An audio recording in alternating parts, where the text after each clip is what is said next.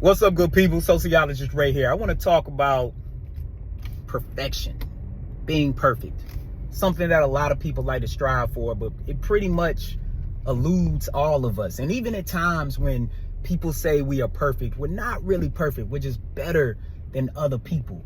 And I want you all to think about this in the context of what it means to be good, great, and excellent. Those are all different words: good, great, excellent. And then, of course, we have fair and poor. But there's this one measure, this one indicator. It's called self-rated health. And it asks people, how good do you perceive your health to be? Do you think it's poor, fair, good, excellent, or good or great or excellent, right? It's kind of on that hierarchy from 1 to 5. And I want you all to think about that. Where would you put your health? You say it's poor, fair, good, great, excellent. And then I want you to think about on a scale from 1 to 10 and what it means to see someone performing at a 10 compared to seeing someone perform at an 8. You see someone perform at an 8, you like, they good. Like, you know, I'm an educator, I'm an academic. So you get an 8, that's a B.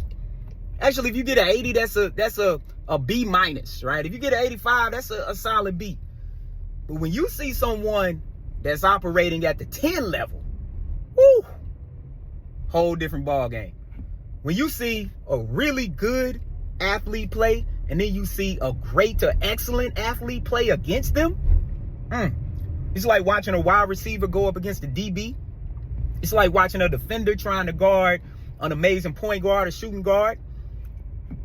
It's like watching an excellent swimmer go up against a good swimmer, or a good runner go up against an excellent runner.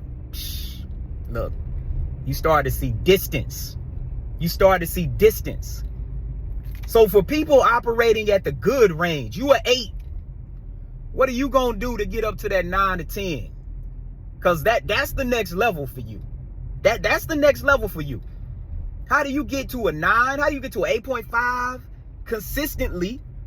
How do you get to a 9? How do you get to a 10? And when you've had that level of success, it's like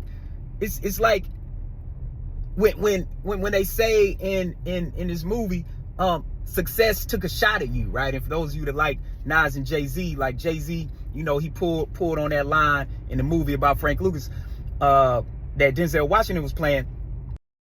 Your success took a shot at you. What are you gonna do now? How are you gonna kill it? You're gonna become unsuccessful? Frank, we can be successful and have enemies, huh? Be unsuccessful too, you know, we can have friends. But when success takes a shot at you and you're like, oh shoot, man, I just hit a 10. How do you do that consistently? Because when you do that consistently, what you realize that you want to do, you don't want to do things until you get it right. You want to do things until you can no longer get it wrong. That's what excellence means. So how do you get from good to great to excellent? How do you go from the 8 to the 10? What does that look like in your life? I know on a regular basis, I think about that. I mess up all the time. I'm like, man, let me move on from that. Like, I lock in. I talk to my boys about that. Like, look, man, you are good at what you do. Academics, sports, life. How do you become great? How do you become excellent? What are the habits you're employing? And the thing that people will tell you who have functioned in the excellent realm is that it's the small details at that point. It's the small things. Very, very small things. How much sleep do you get? How much are you working on your craft? How much do you do the sort of things that you're supposed to do?